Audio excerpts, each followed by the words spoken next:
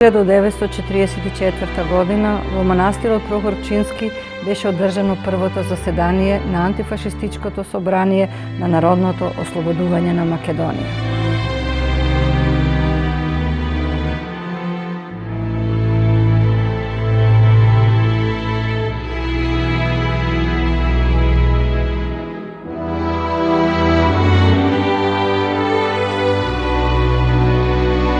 Одржувањето на ова собрание беше круна на 4-годишната народно-ослободителна борба и антифашистичка борба на македонскиот народ во текот на Втората светска војна и секако најзначаен чин и круна на целокупната борба во овој период од историјата на македонскиот народ.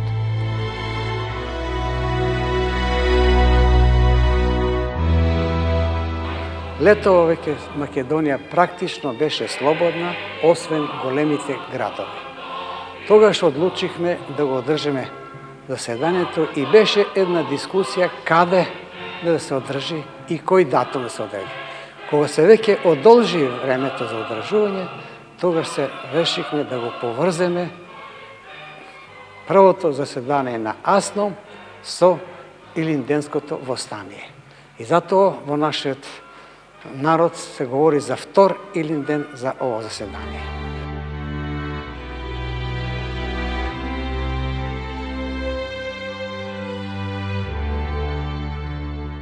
Прогласувањето на Демократска федерална Македонија во рамките на ова прво заседание на Асном се реализираше една од целите на македонската борба, борбата за државност. Но само на дел од етногеографската територија на Македонија, значи се формира држава со ограничен суверенитет во рамките на Демократска федерална Југославија. Имено на 29 ноември 1943 година во Јајце беше одржано второто заседание на АВНОј, на кое македонскиот народ беше прогласен за равноправен со другите југословенски народи, не му беше признаено правото на државотворност и Федерална Југославија се формира врз национален принцип, односно право на држави добија оние народи кои надвор од границите на Југославија немаа своји национални држави. Првото заседание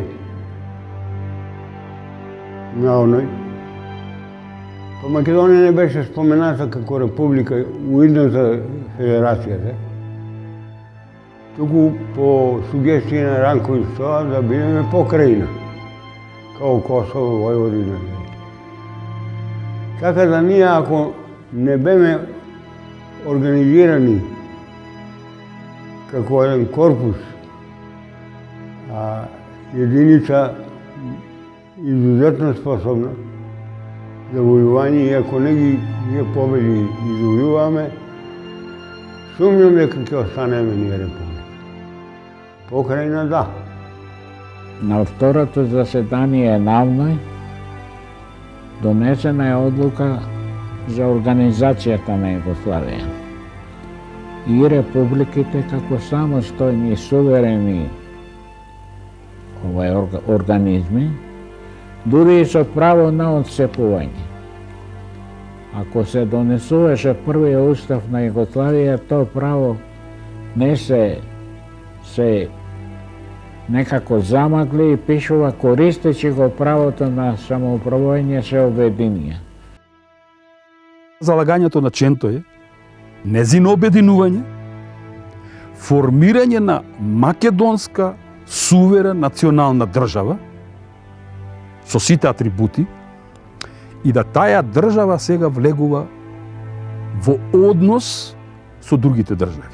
Наоѓува во сукоп со инструкторите на ЦК на КПЈ, односно Темпо и Радосавлевиќ. Ченто се побуни. Се побуни тука и Лазо го однесе на saстанак кај Кардель и тој бара да се ова право внеси. Додуше бара и некој од граѓанските партии кои беа возобновени во Србија. Ние немавме, па немаше ништо да се возобнови. И беше мало и цврсто, да кажеме, онака простиот израз, тврдоглав, па стоеше држеше многу до своето мислење и бараш на Кардель му има речено јас не можам да гласам за тој устав. Епа ако не можеш да гласаш, кој ќе се гласа за уставот и напушти го собранието и така се деси. Тука се створи една опозициона група визави Централниот комитет на Македонската партија.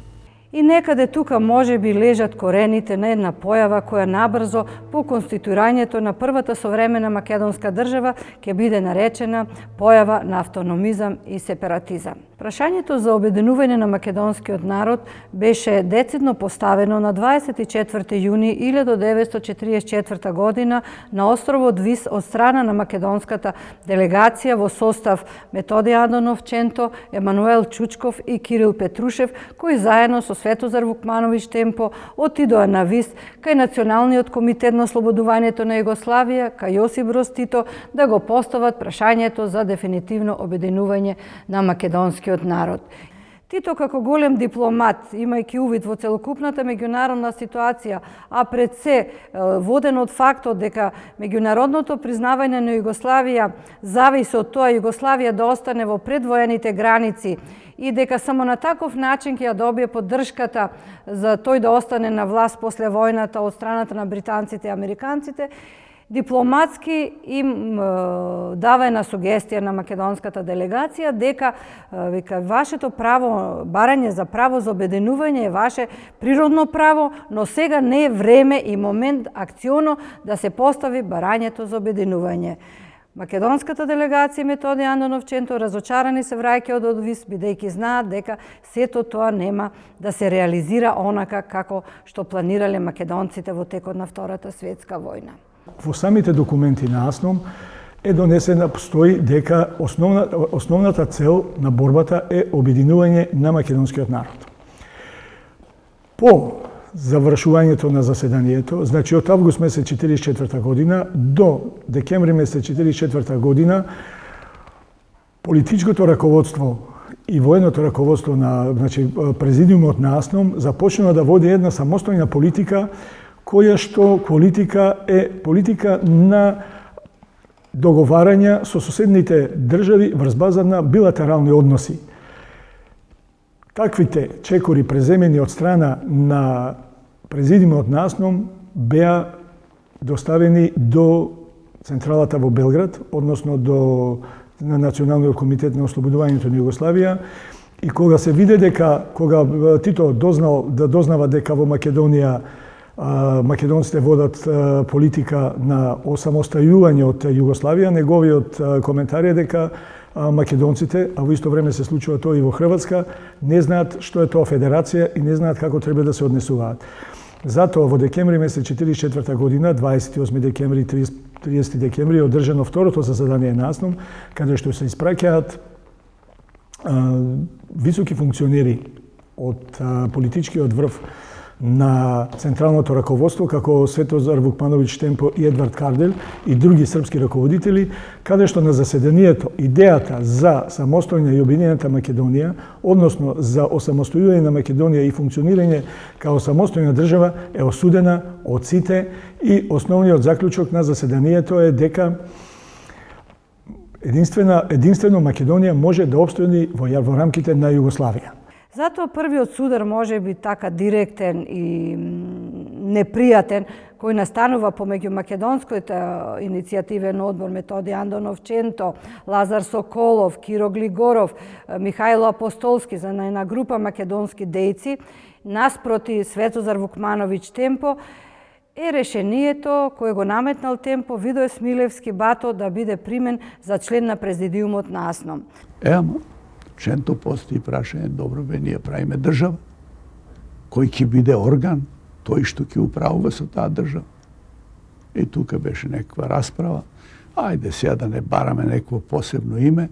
У Русија го викат президиум, па и ние да го наречеме президиум. Добро, колективно тело. Сега кои ќе бидат членови. И почна разни предлози. По едно време Страхил Гигов дигна два прста. Ченто, ја имам еден предлог. Кој? во президиумот да влезе Видое Смилевски Бато. Абе, кој ти е тој? Абе, викат, како не знаеш, тој е голем комунист. Чути он ништо. Абе, знае ли тој македонски? Па сега дали знае. Меша малку. И да биде човек што не знае македонски у президиум. Абе, зошто бе? Ќе научи тука. Знаеш што ја тебе ти кажам. Што ми е толку добар комунист, си го земете у Централниот комитет. По едно време, еве ти го страхил, ама со него иде темпо. Дојде и застанат за Ченто, а вие така, овој Бато, не го примате у президиум. А Ченто ни глава да обрне. Слушај, другар, темпо, ти не си член на овој форум. Вика, немаш право на збор.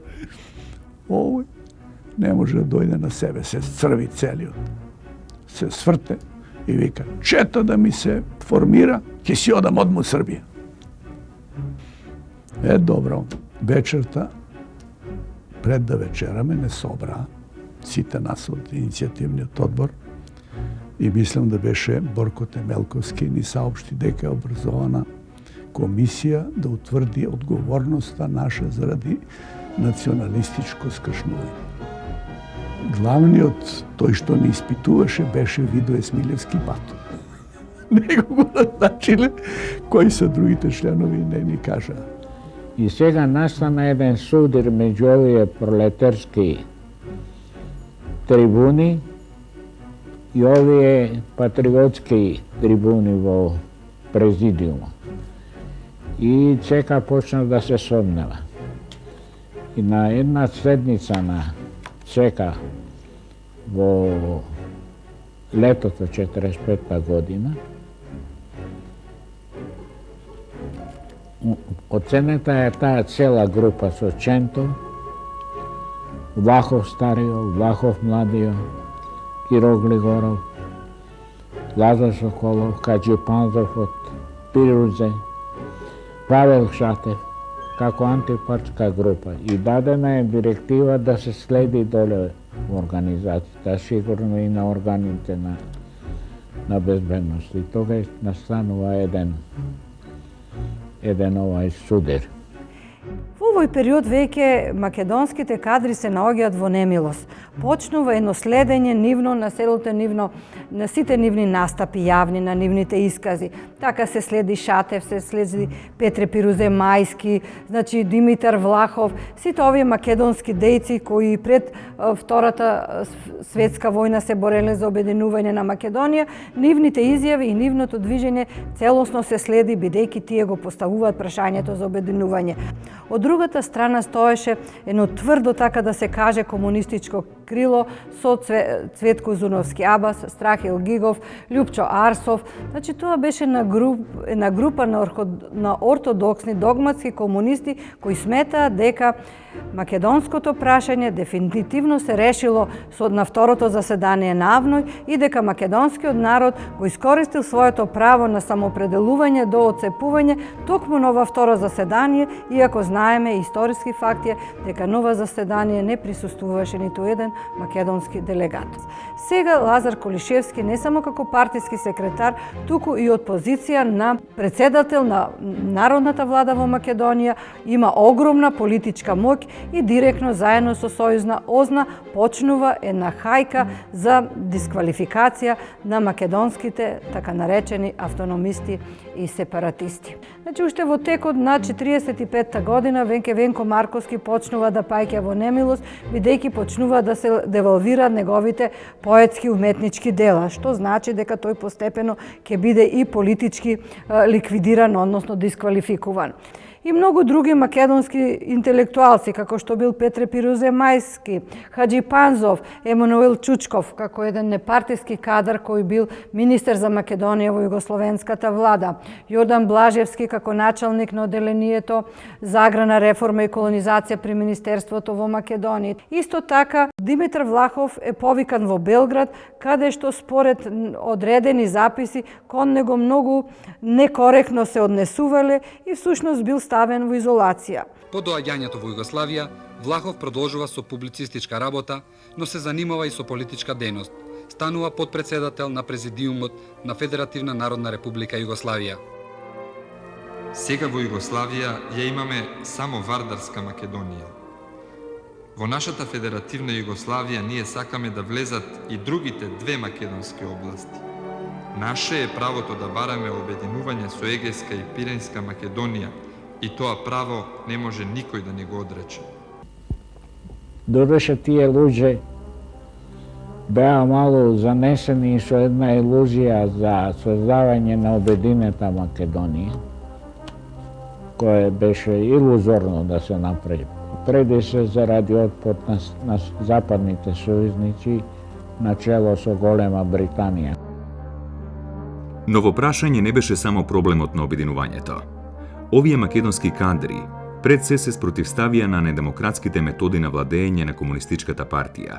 Го дигнаа гласот против ликвидациите без судски одлуки, не ги прифаќаа насилните методи на одземањето на приватната сопственост во градот и селото. Записникот ЦК на стои пленум 45-та година без дата и една од точките е скршнување во партијата и фракционаштво, а другата е од 18.8.45 година на седница на окружните комитети, на секретарите на окружните комитети, на која во присуство на другарите Лазо и Абас, инструкторите Лилијана, Вера Ацева, Владо Стругар, Блаже Талевски, Крсте Црвенковски, како и другарите од кадровското оделение, исто така како точка 4 се разгледувало за скретањето на нашата партија и фракционаштвото. На овие две седници е осудена активноста на оваа група. Сите тие биле етикетирани како сепаратисти и антипартиска група и се донело решение кон нив да се преземат поединечни мерки. Панко не подлегна на раководните структури, односно на номенклатурата на партијата и изразуваше свое мислење по проблемите што се однесуваат до македонското национално битие, до македонската национална револуција, особено во периодот на 24-25 година, кога меѓу Централниот комитет на Комунистичката партија на Југославија и Покрајнскиот комитет на Комунистичката партија за Македонија дојде до спор во поглед на перспективата и развојот на македонското национално револуционно движење и Панко не ја прифати директивата, заправо не прифати рестриктивниот однос на Комунистичката партија на Југославија кон македонското национално движење. Тој од секој пат бил за обединета Македонија. Бил за посебна македонска држава, која ќе биде равноправна со другите држави на Балканот. Ни под бугарско, ни под српско, ни под друго некое. И тоа е она што Панко Брашнаров народот му плускал и народот, да кажеме, значи, имал со големо почитување. Практично, Панко Брашнаров во иницијативниот одбор, кога води, во тој иницијативен одбор начело со Ченто сачинува скоро македонска интелигенција. Тука имаш скорото иницијативен одбор е од лица интелектуалци. Чистењето на интелектуалците од локалниот терен било многу погубно за Македонија, бидејќи со овој да уште во декември месец 45 година Лазар Колишевски настапува со критикување на интелектуалците и бара во раководните структури наместо интелектуалците да биде вклучен работнички кадар. Тоа е фактички повторување на она теза која Светозар Муквановиќ Темпо ја поставува од текот на Втората светска војна, дека односно првото етикетирање на македонската политичка сцена е етикетирање за интелектуалштина.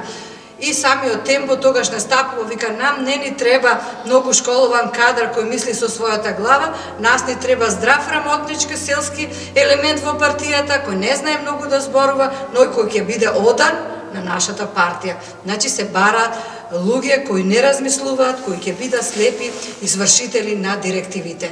Таквите личности во Македонија ги предводи Лазар Колишевски со неговите најблиски соработници, од Страхил Гигов, Љупчо Арсов, Видој Смилевски, потоа Цветко Зуновски Абас Злате Билјановски и други кои понатаму ќе се вклучат во тој систем на репресија кој ќе биде вршен врз македонската интелектуална промакедонска струја. Носители на таа политика биле пред се интелектуалните кадри кои во годините пред Втората светска војна се бореле за обединета, независна и суверена Македонија. Меѓу тие личности од периодот пред војната спаѓаат Павел Шатев, Димитар Влахов, потоа Крсто Гермов, Шакир, потоа и овде спаѓа и Методијан Доновченто, Емануел Чучков и други. Меѓутоа, во текот на војната кон оваа група се приклучуваат и Петар Пирузе, Киро Глигоров, Лазар Соколов, Венко Марковски, Апостолски и други.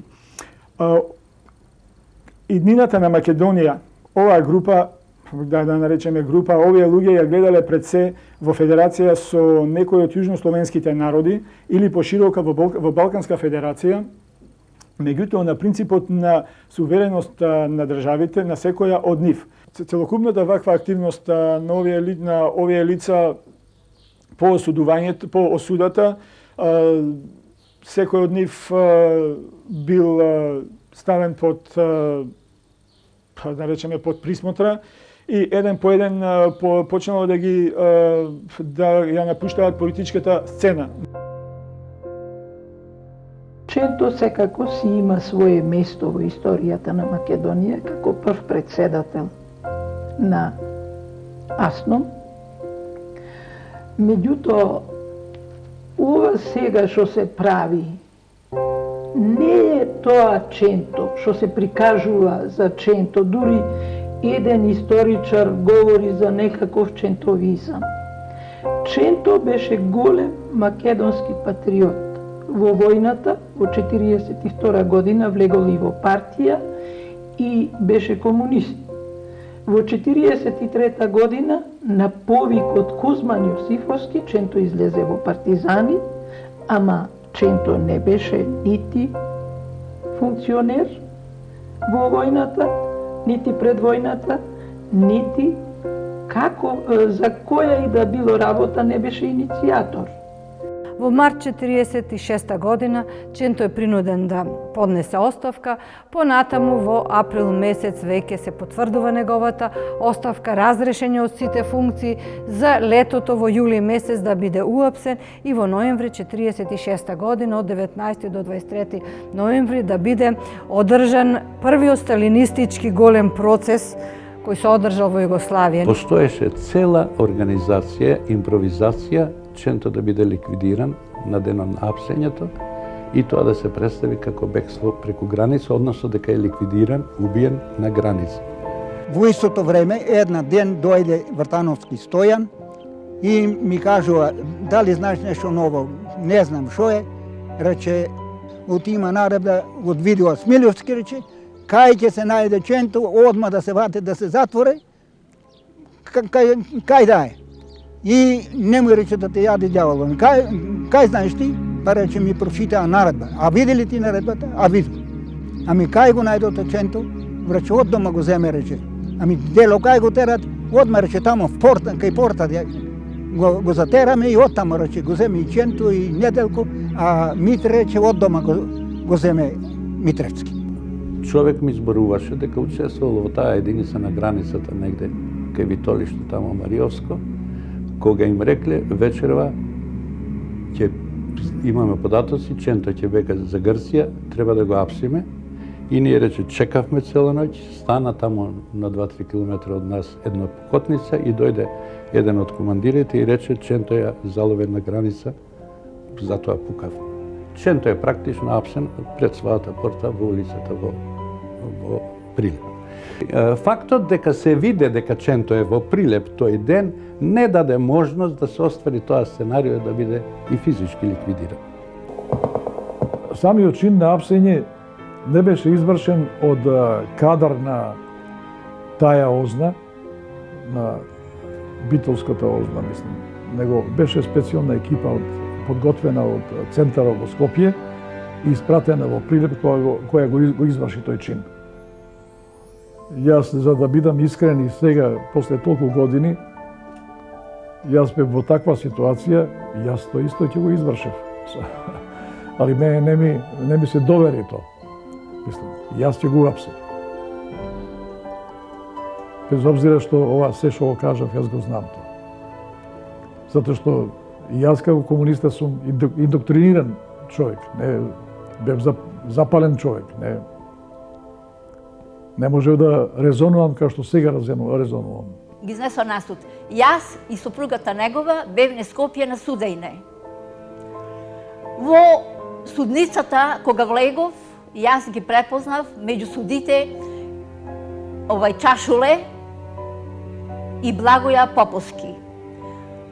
Дони ми седе ко присутни Цири Вири и од Борко Талески мајка му. Методија го донесол со двајца милицаи среде. За тоа време дојде една група доста млади, кој јас тогаш бев млада. Сите беа поќе девојки. Го прашува судите Методија, зошто си сакал да бегаш на граница, си фатен, и зошто сакал да бегаш? Тој замоли да одговорам. Тој одговори, не сум фатен на граница и не сум сакал да бегам.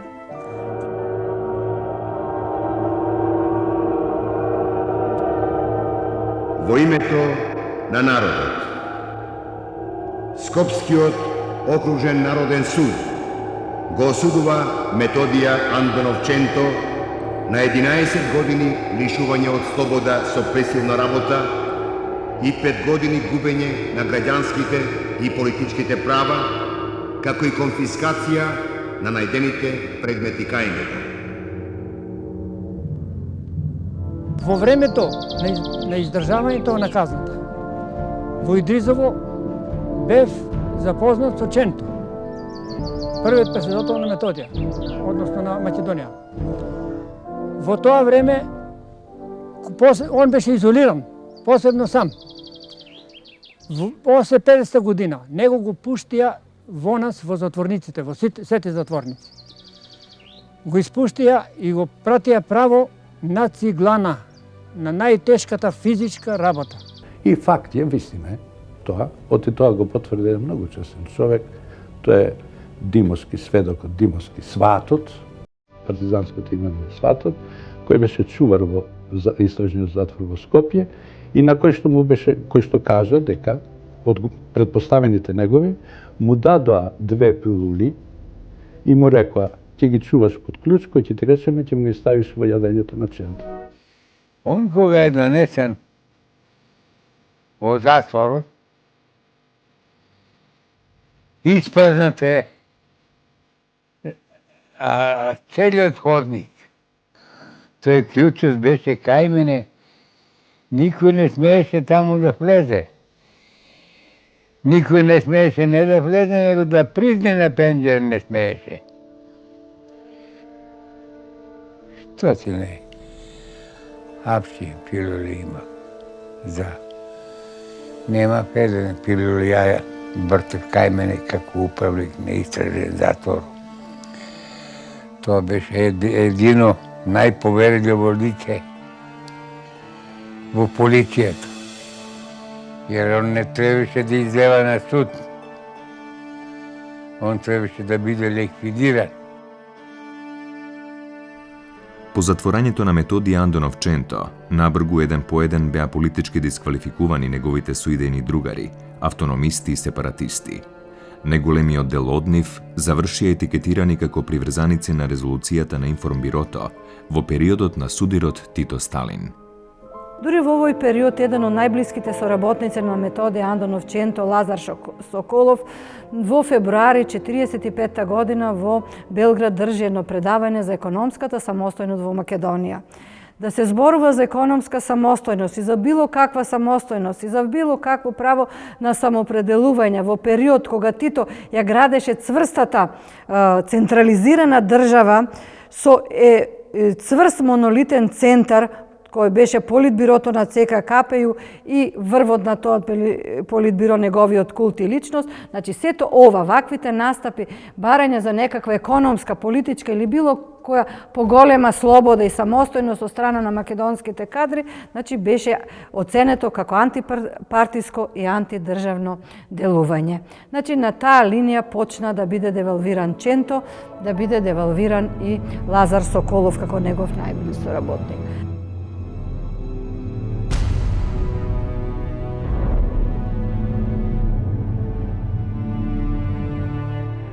Лазар Соколов припаѓа на генерацијата македонски интелектуалци созреани во периодот меѓу двете светски војни, на генерацијата која застана цврсто за изградената македонска национална свест.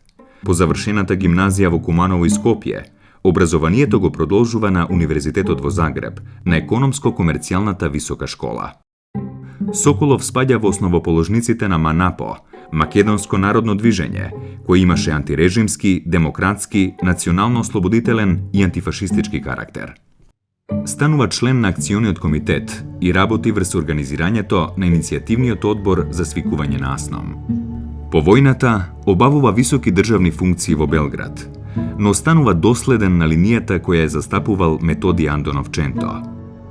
Неговите критики на недемократските методи на работа на Комунистичката партија, на идејата за создавање на независна Македонија, били искористени за тој да биде политички дисквалификуван како информбировец. Бил сменет од сите должности, а на 20 јули 1950 завршила кривичната постапка, пошто бил испратен на општествено корисна работа на Голи оток. Венко Марковски, авторот на првата збирка поезија на македонски јазик, со целата своја љубов кон Македонија, се вклучува во НОБ. Неговата појава значила силен поттик на борците во текот на борбата. Заради неговите ставови за обединување на Македонија, во 1946 година бил исклучен од редовите на Комунистичката партија на Македонија. Во 1949 година бил суден заради неговите стихови посветени на Сталин, но по интервенција на светскиот пен клуб бил ослободен.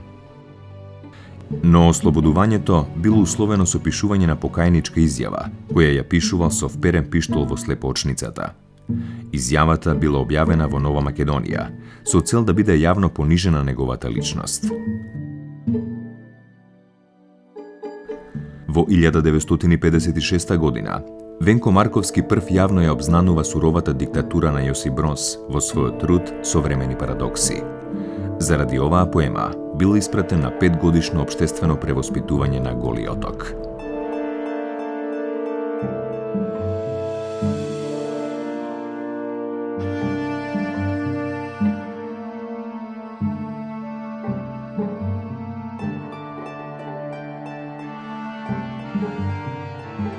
Емануел Чучков спаѓа во групата на македонски национални борци.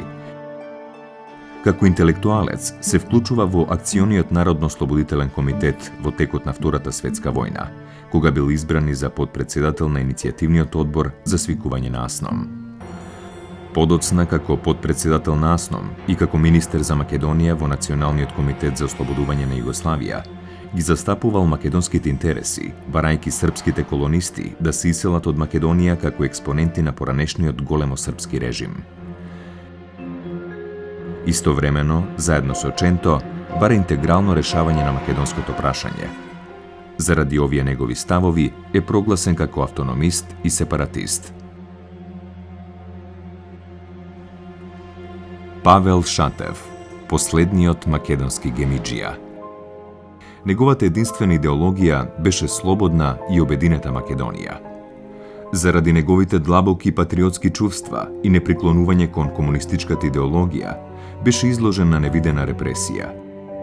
Човекот кој не беше убиен ниту од турскиот султан, ниту од бугарскиот цар, беше затворен и измачуван во сопствената македонска држава, прегладнет и премрзнат. Ја дочека смртта во притворот во Битола при крајот на јануари 1951 година. Владимир Полежиновски, правник, доктор на науки од Сорбона, првоборец и носител на партизанска споменица од 1941 година. еден од секретарите на АСНОМ и еден од творците на асномските документи. Настрадал за време на судирот на Комунистичката партија на Југославија со Информбирото. Без судски процес, во јануари 1951 година, бил лишен од слобода и одведен на Голи оток, каде останал до 1954 година. Панко Брашнаров, што е доведен до таква судбина, до една трагедија, по моје длабоко убедување не е прашањето резолуцијата на Информбиро. Неговите ставови во однос, да речеме, на против српските училишта, во однос, да кажеме, против колонистите. Негово прашање против делување на одредени српски официри кои се тука стационирани во Македонија.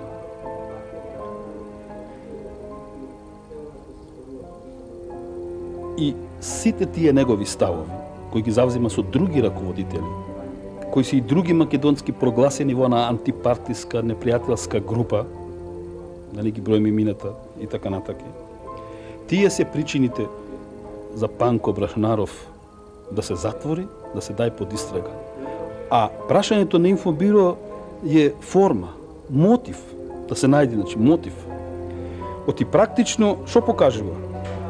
Е донесено решение за негов притвор, исклучиво на српски јазик, подпишан од мајор, значи, Цветковиќ, да Панко Брашнаров низ Скопје ширел лажни вести и го вознемирувал граѓаните во Скопје и со тоа направил прекршок.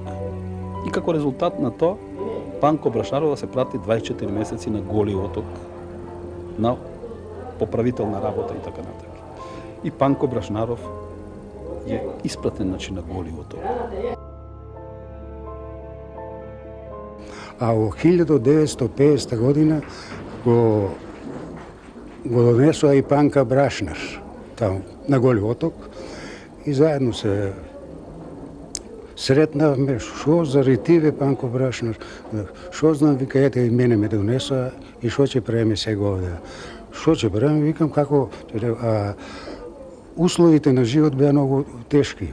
Храна слаба, физичка работа многу тешка и човекот како стар не можеше да издржи таа физичка работа и враќајќи се еден ден од работа, човекот, дали од сонченица или нешто друго, важно падна на патот и кога еден од докторите рече, они више починат, за него нема ништо више.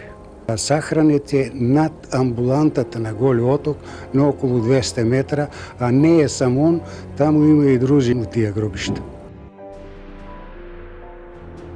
Петре Пирузе Мајски е роден 1907 година во Охрид. Основоположник на првите цивилни и воени органи на слободната македонска територија. Член на иницијативниот одбор за свикување на АСНОМ. Учесник и член на АСНОМ. Учесник во редактирањето на предлог документите донесени на АСНОМ. Учесник во конституирањето на првата македонска држава. Член на АВНОј. Член на президиумот на АСНОМ. Прв повереник министер за правосудство на македонската држава. Основоположник на судските органи во македонската држава. Судија во Врховниот суд на ФНРЈ. Заточеник на Голи оток. Заедно со Ченто, Брашнаров, Шатев и други. На Голи оток, разбиша, се сретна ова енушка со Петре Пирузе, кој беше, тој беше стафен во кафес, онака заграден, да нема контакт со луѓето, нити со затвореници, нити може да види, ни видео да види. Он цело време, тоест поголем дел од тоа беше во тој што викаат кафезот, разбиш. И со него кој се, ви рекол, кој се сретаме, се жалеше од голема тортура. На него и тешко зборуваше. на Голи оток ние, Пере Пирузе и останалите, работавме тешка физичка работа, со камен го кршавме, ни дава чуски од 10 килограма, да го кршиме каменот, да вадиме мермер, некој за да го продава тој мермерот. И носиме трагач со камен. Двајца напред, еден назад. Тие трагачи тежина најмалку беа од 20-30 килограми беше. И тоа многу лошо влијаеше на нашето здравје и одевме најмалку по 20 километри далечина да го носиме тој камен. Има некои луѓе на кои оставија печат во македонската историја, а ние не им се доволно одолжиме. Петре Пирузе имаше свест за своето значење и своето битие во рамките на нашата историја. Неколку дена пред смртта на еден функционер кој дојде да го посети, а он го прими, беше благороден. Он знаеше да простува и во тоа беше неговата големина и неговата храброст. Јас велам само храбрите простуваат и тој го прими тој човек и му рече само толку. Правевте се што правевте. Направивте многу работи. Се направивте. Се што може човек на човека да му направи. Тешкоти и несреќи и зло. Меѓутоа, историјата на Македонија без мене не можете да ја пишувате. Да знаете, јас сум дел од таа историја. И тоа останува. Тоа е нешто вечно.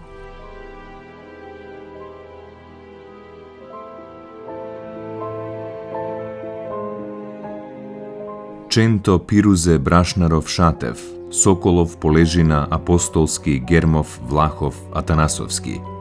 Редица други македонски дејци, именувани за автономисти и сепаратисти, ја имаат таа несреќна судбина да бидат ставени во арсеналот на идеолошките непријатели на Комунистичката партија, како група која се спротивстави на недемократските методи на владење на партијата. Група која не го прифати како дефинитивно југословенското решение на македонското прашање. Прогласени за непријатели на сопствената држава заради нивните национални и патриотски чувства, беа жртви на комунистичкиот режим, а нивното име и дејствување табу тема на македонската историографија до крајот на 80-тите години на 20-тиот век.